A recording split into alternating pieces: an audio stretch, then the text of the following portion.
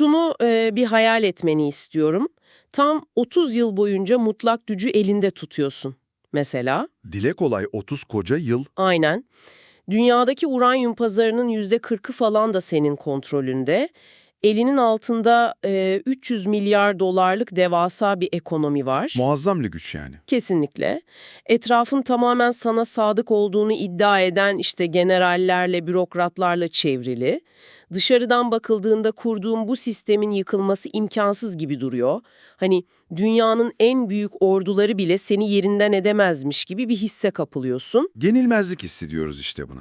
Evet, ama bir sabah uyanıyorsun ve rejiminin en büyük tehdidinin yabancı bir ordu veya küresel bir kriz falan değil, elindeki akıllı telefondan dünyaya bakan 28 yaşındaki bir genç olduğunu fark ediyorsun. Gücün doğasındaki o büyük ironi de tam olarak bu değil mi zaten?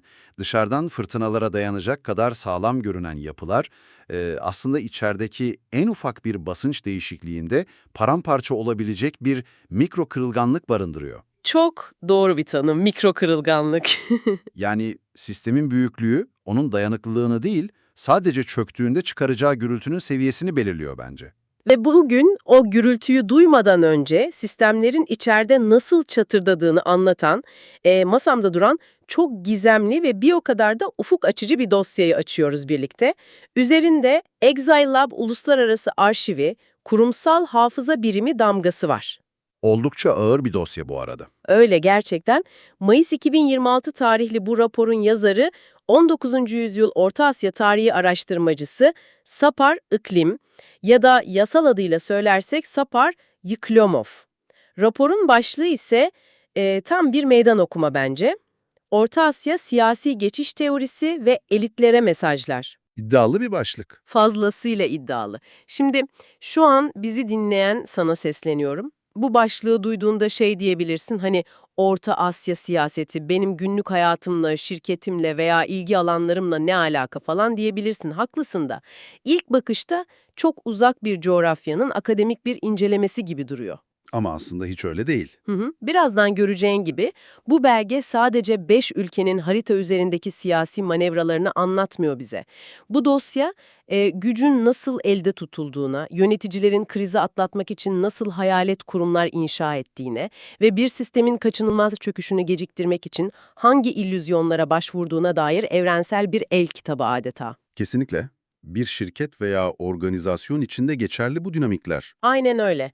Yani çalıştığın şirketin yönetim kurulundaki o güç savaşlarını veya liderlerin kriz anındaki reflekslerini anlamak istiyorsan bu devasa bir vaka analizi senin için.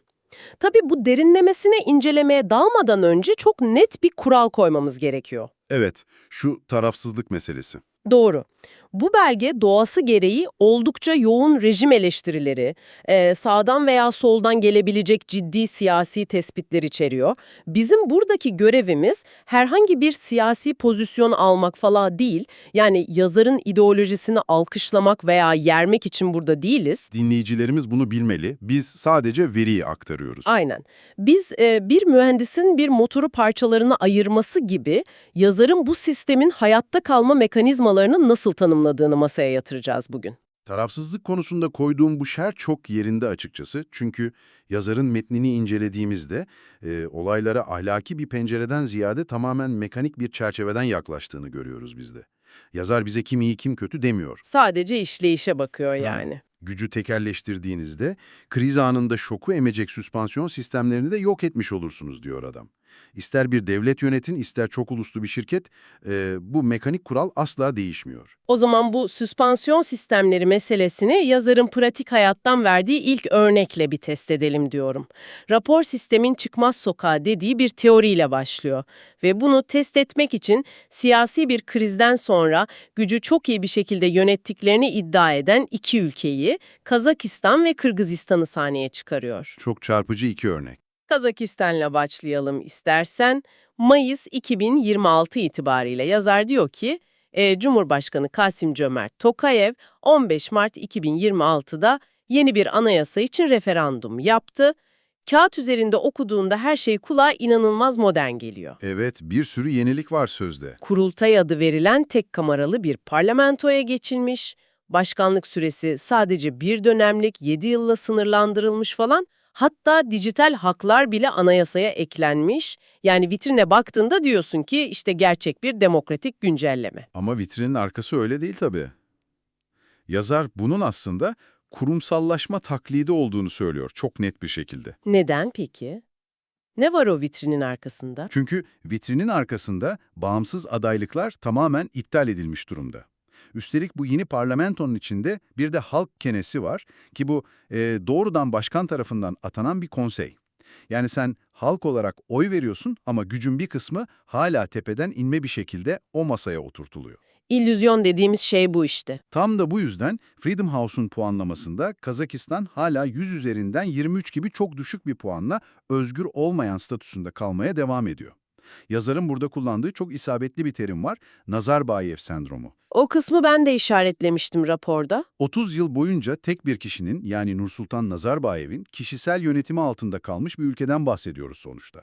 Yeni yönetim eski liderin gölgesinden kurtulmak için kişileri kurumlarla değiştirmeye çalışıyor. Ama sorun şu ki o kurumlar yapısal olarak hala en tepedeki kişiye yani yeni başkana bağımlı kalacak şekilde inşa ediliyor. Bağımlılık form değiştiriyor sadece. Aynen öyle. Yazar, bu kurumsallaşma illüzyonunun neden ölümcül olabileceğini de ekonomik bir çelişkiyle açıklıyor raporda. Evet, o çelişki benim için bu dosyanın en vurucu yerlerinden biriydi açıkçası. Bir anda küresel uranyum pazarının %40'ına sahip 300 milyar dolarlık GSTH üreten ve %6 oranında büyüyen devasa bir ülke var.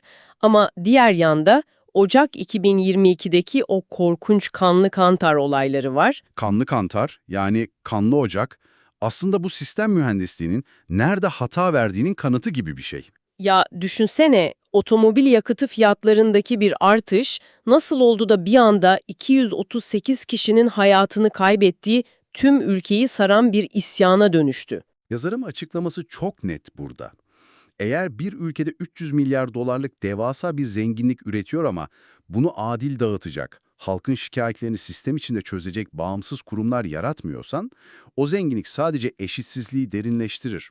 Basınç birikiyor yani içeride. İnsanlar dertlerini anlatacak bir mahkeme, bir parlamento bulamadığında dertlerini sokakta anlatmaya başlarlar. Yazar, Alga Kazakistan Partisi'nin tam 24 kez yasal kuruluş başvurusunun reddedildiğini hatırlatıyor mesela metinde. Gerçek bir muhalefet yoksa o tek kameralı meclis yani kurultay sadece bir yankı odasına dönüşür. Bana garip gelen şu aslında, bunu bir iş dünyası senaryosuna uyarlayalım istersen. Diyelim ki bir şirketin taşıyıcı kolonları çatlamış, içeride inanılmaz toksik bir kültür var. Yönetim kurulu tamam reform yapıyoruz diyor ama sadece binanın dış cephesini boyuyor ve şirketin logosunu yeniliyor falan. Eski yöneticinin adamlarını kovup kendi adamlarını yerleştiriyorlar. Aynen. Ama raporlama yapısı tamamen aynı kalıyor. Şimdi Kazakistan'ın çok övündüğü bir çok vektörlü dış politika kavramı var raporda. Yani adamlar aynı anda hem Rusya'yla hem Çin'le hem de Batı dünyasıyla masaya oturup milyarlarca dolarlık anlaşmalar yapabiliyorlar. Çok pragmatik bir yaklaşım. Peki nasıl oluyor da bu kadar gelişmiş, dışa dönük ve Batı sermayesini ülkeye çeken bir diplomasi içeride o taşıyıcı kolonları onaracak gerçek bir reform baskısı yaratmıyor? Hani neden yabancı yatırımcılar biz buraya milyarlarca dolar yatırıyoruz, hukukun üstünlüğü nerede falan diye sormuyor? Bunun cevabı küresel sermayenin ve dış diplomasinin doğasında gizli aslında. Yazar bu yanılgıyı çok güzel yıkıyor raporunda. Nasıl açıklıyor bunu? Dış aktörler, yabancı yatırımcılar veya küresel güçler aslında Kazakistan'da veya benzeri ülkelerde bir demokrasi veya hukukun üstünlüğü falan aramıyorlar. Onların tek bir talebi var, öngörülebilirlik. Sadece para güvende olsun istiyorlar. Aynen. Otoriter rejimler her şey tek bir kişinin dudakları arasında olduğu için kısa ve orta vadede inanılmaz derecede öngörülebilirdir. Karşılarında kiminle muhatap olacaklarını bilirler, bürokratik engelleri tek bir telefonla aşabilirler. Çok mantıklı aslında dışarıdan bakınca. Ama yazarın elitlere verdiği kritik mesaj tam da burada devreye giriyor işte. Otoriterliğin sağladığı bu öngörülebilirlik sonludur. O lider hastalandığında, yaşlandığında veya kanlı kantarda olduğu gibi eşitsizlik bir gün sokakta patladığında o çok güvendiğiniz öngörülebilirlik bir gecede tam bir kaosa dönüşür. Sistemi kalıcı olarak öngörülebilir kılan tek şey kişilerden bağımsız işleyen kurumlardır. Çok doğru. Ve kurumları yok etmenin ne kadar hızlı bir kaosa yol açtığını anlamak için de haritada biraz aşağıya, Kırgızistan'a iniyoruz. Kazakistan'ın o devasa ekonomisinin ve vitrin reformlarının tam zıttı bir ülke burası. Ama yazarın analizine göre günün sonunda ikisi de aynı duvara doğru son hızla ilerliyor. Kırgızistan bambaşka bir vaka gerçekten. Rapor, Kırgızistan'ın o inanılmaz devrimsel döngüsünden bahsediyor. 2005, 2010 ve 2020. Düşünebiliyor musun? Bölgede halkın sistemi 3 kez sokakta devirdiği tek ülke burası. Bu Kırgız halkının otoriter bir yapının nasıl söküleceğine dair ciddi bir kas hafızasına sahip olduğunu gösteriyor. İktidardakiler için çok korkutucu bir sosyolojik gerçek bu bence. Değil mi? Halk sistemi formatlamayı öğrenmiş bir kere. Ama 2020 devriminden sonra başa geçen Sadır Japarov'un hamlelerine bakıyoruz raporda. İnanılmaz mantık dışı bir şey var. Ne gibi mesela? Ya Japarov devrimle gelmiş bir lider olarak gücünü 2010'da kurulan ve bölgenin tek örneği olan parlamenter sistemden alıyor. Ama başa geçer geçmez ilk işi bu parlamentoyu işlevsizleştirmek ve gücü kendi elinde toplamak oluyor.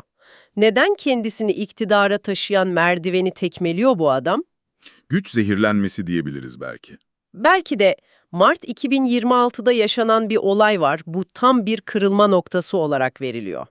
Çaparov bir devlet petrol şirketi üzerinden 45 milyonluk bir yolsuzluk iddiasıyla kendi eski müttefiki, istihbarat şefi Kamçı Bektaşiyev'i görevden alıyor. İşte yazarın burada odaklandığı nokta bunun sadece sıradan bir yolsuzluk operasyonu olmadığı yönünde. Siyasi bir tasfiye mi yani? Kesinlikle.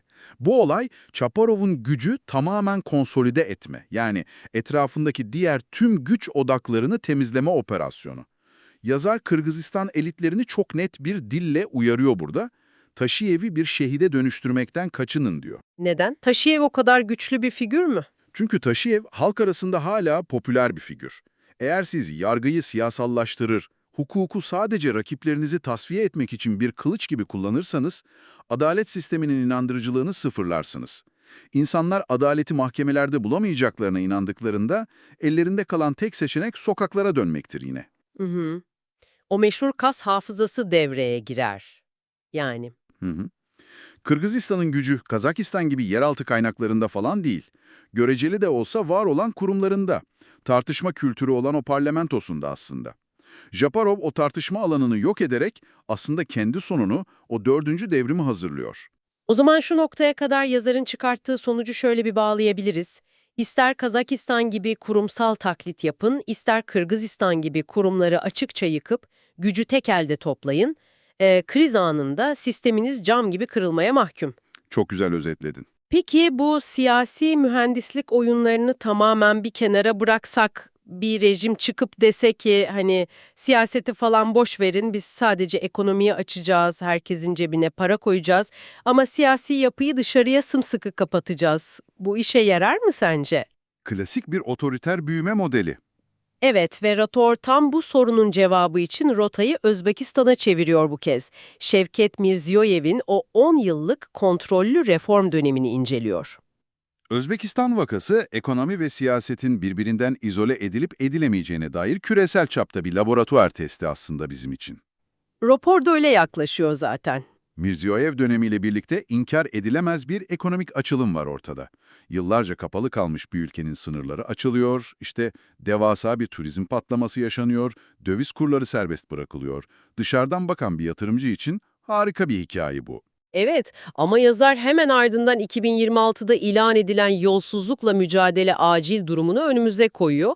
Rapor diyor ki ekonomik ihalelerde, o kamu satın alımlarında milyarlarca dolarlık yasa dışı doğrudan sözleşmeler, inanılmaz şişirilmiş fiyatlar falan ortaya döküldü. Neden? Denetim yok çünkü. Aynen öyle. Çünkü ekonomiyi ne kadar dünyaya açarsan aç, siyasi mimariyi değiştirmedin sonuçta.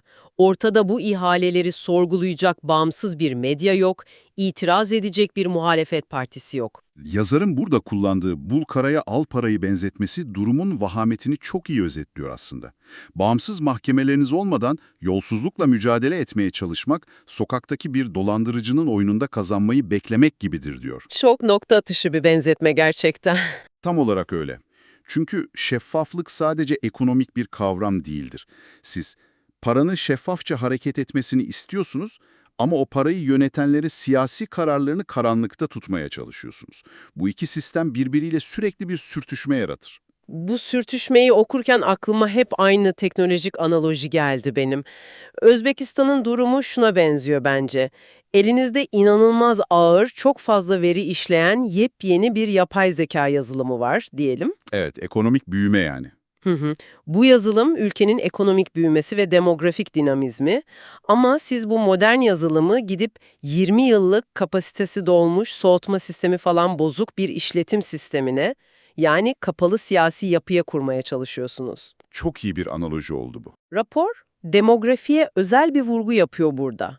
Nüfus 36 milyon ve yaş ortalaması sadece 28, biliyor musun? Düşünsene, bu yazılım bu işletim sisteminde çalışmaya zorlandığında eninde sonunda bilgisayar tamamen donup crash vermek zorunda, değil mi? Sistemin çökmesi an meselesi olur. Yani internet sayesinde dünyayla entegre olan, dışarıdaki hayat standartlarını ve özgürlükleri gören milyonlarca 28 yaşındaki genç, 67 yaşındaki bir liderin kurduğu o dar ve kapalı donanıma daha ne kadar sığabilir ki? Sığamaz. Yazar da elitlere verdiği mesajda tam olarak bu donanımsal çöküşü işaret ediyor. Diyor ki, bu genç nüfus bir demografik saatli bombadır, ancak siyasi temsil hakkı verirseniz ülkeyi sırtlayacak devasa bir motora dönüşür. Uyarı çok açık aslında. Çok net, ekonomik reformu siyasi muhafazakarlıktan ayırmayın diyor adam. Çünkü sınırları aştığınızda içeri sadece batılı turistler veya Çinli yatırımcılar falan girmez. İçeriye fikirler girer, beklentiler girer, farklı yaşamlara duyulan özlem girer. Çok doğru bir tespit. Eğer siz 36 milyon insanın ekonomik kaderini kurumsal hiçbir halefi veya denge mekanizması olmayan tek bir adamın kararlarına bağlarsanız, o sistem o yükü taşıyamaz diyor rapor. O halde siyaseti kapatıp ekonomiyi açmak da sistemi kurtarmıyor diyoruz. Peki ya bir rejim her ikisini de reddederse? Hem siyaseti kapalı tutacağım hem de ekonomiyi dünyanın geri kalanından izole edeceğim ve gücü sadece kendi ailemde tutacağım derse ne olur? O zaman işin rengi tamamen değişir. Geldik raporun en havasız, en izole edilmiş odalarına.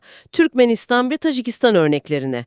Yazar buraları kişi kültünün ve izolasyonun zirvesi olarak tanımlıyor. Türkmenistan'dan başlayalım istersen. Başlayalım. 2022'de gücün babadan oğula, yani Gurbanguly Berdimuhamedov'dan oğlu Serdar'a devredildiğini görüyoruz. Ama baba ulusal lider unvanıyla sistemin tam kalbinde oturmaya devam ediyor hala. Bu bir tandem, yani iki başlı yönetim modeli, sistemi riske atan şey de tam olarak bu zaten.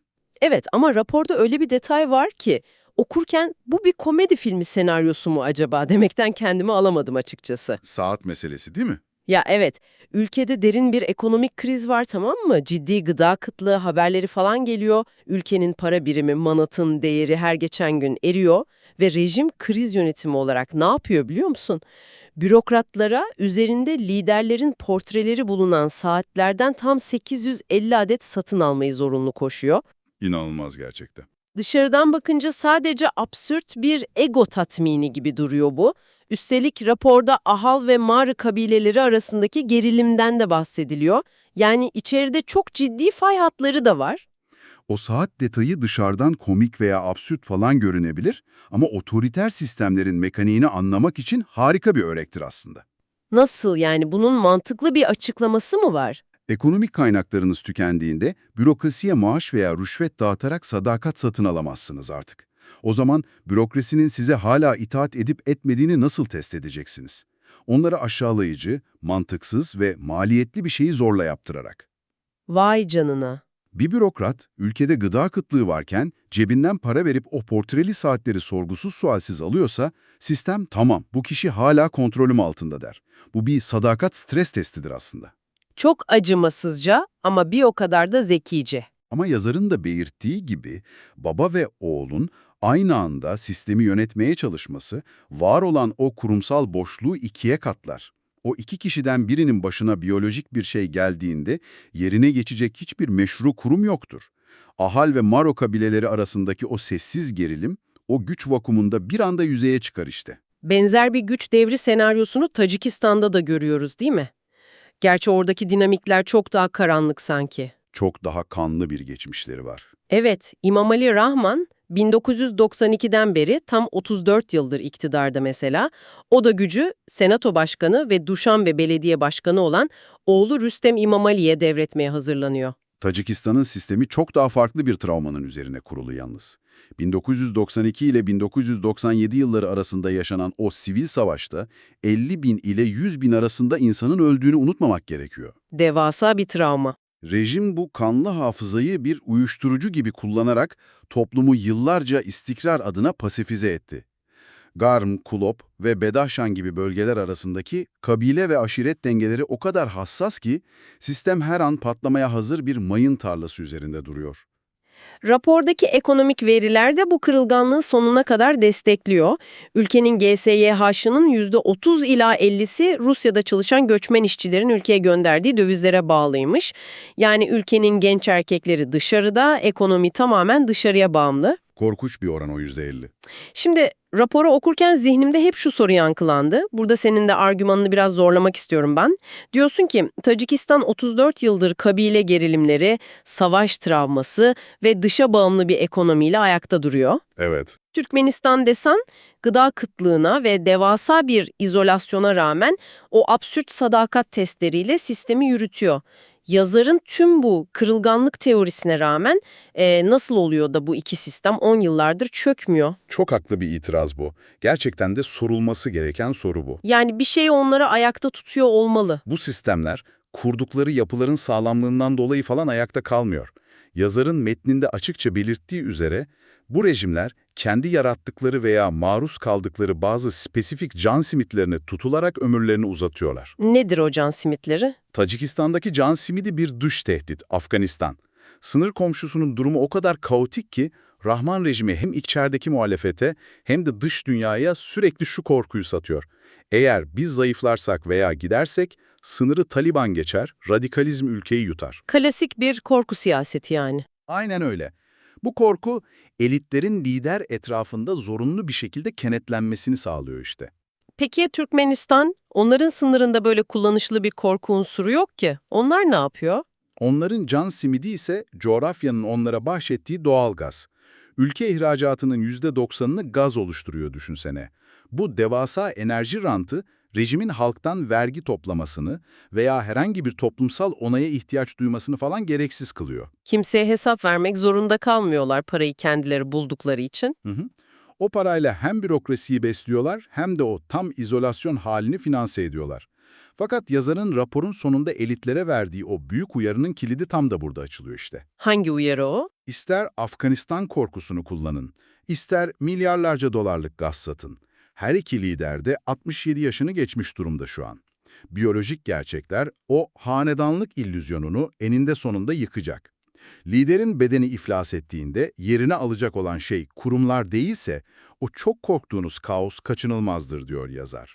Yani bütün bu dosyayı toparlayıp 5 ülkenin fotoğrafına şöyle uzaktan bir baktığımızda yazar Sapari iklimin analizini tek ve sarsıcı bir cümleye sığdırabiliriz bence. Nasıl özetlersin? Kişiye bağlı olan her istikrar aslında istikrarsızlığın sadece ileri bir tarihe ertelenmiş halidir. Kesinlikle. Sistemin hayatta kalmasının tek bir altın kuralı vardır. Kurumlar liderlerden daha uzun yaşamalıdır. Kriz anında sistemi kurtaracak olan şey o dış cephesi boyanmış parlamentolar veya saat satın almaya zorlanan bürokratlar falan değil.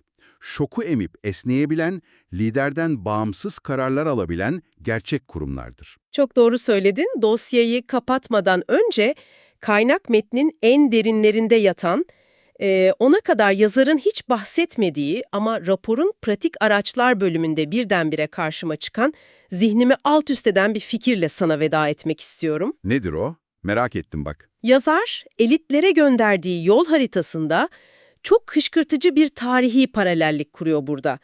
Şili'ye, Güney Kore'ye, işte Franco dönemi İspanya'sına atıflar yapıyor ve diyor ki en imkansız, duvarları en kalın, asla değişmez dediğiniz rejimlerde bile o büyük dönüşüm her zaman sokaklardaki devasa bir halk isyanıyla falan başlamaz diyor. İçeriden bir hamle mi bekliyor yani? Aynen. Bazen o kırılma anı sistemin tam merkezinde sessizce bekleyen teknokratik bir rezerv grup tarafından başlatılır diyor. Teknokratik rezerv grup. Çok iddialı. Düşünsene, yıllarca o süslü koltuklarda oturan, sistemi içeriden çok iyi tanıyan ama artık bu yapının donanımsal olarak çökmek üzere olduğunu fark eden profesyonellerden bahsediyor. Devleti ve toplumu mutlak bir kaostan kurtarmak için o köhnemiş rejimi bizzat feda etmeye hazır bürokratlardan, teknokratlardan başlar değişim diyor. Gerçekten ufuk açıcı bir bakış açısı bu. Şimdi bu fikri al ve kendi hayatına, kendi çalıştığın şirkete, izlediğin siyasi yapılara veya içinde bulunduğun herhangi bir organizasyona uygula. Şu an bizi dinliyorsun ya, sadece şunu düşünmeni istiyorum. Evet. Etrafındaki o sarsılmaz görünen yapılar çatırdamaya başladığında, beklediğin o büyük değişim dışarıdan gelen gürültülü bir devrimle mi olacak, yoksa içeride sistemin sürdürülemez olduğunu gören o sessiz teknokratların bir sabah ana bilgisayara girip sistemi kendi elleriyle güncellemeleriyle mi başlayacak? Çok güçlü bir soru bu. Bugün bu derinlemesine incelememizde bize katıldığın ve masadaki bu ağır dosyayı bizimle birlikte parçalarına ayırdığın için teşekkürler. Hayatta kalma mekanizmalarını ve gücün ardındaki o görünmez kolonları sorgulamaya devam et. Görüşmek üzere.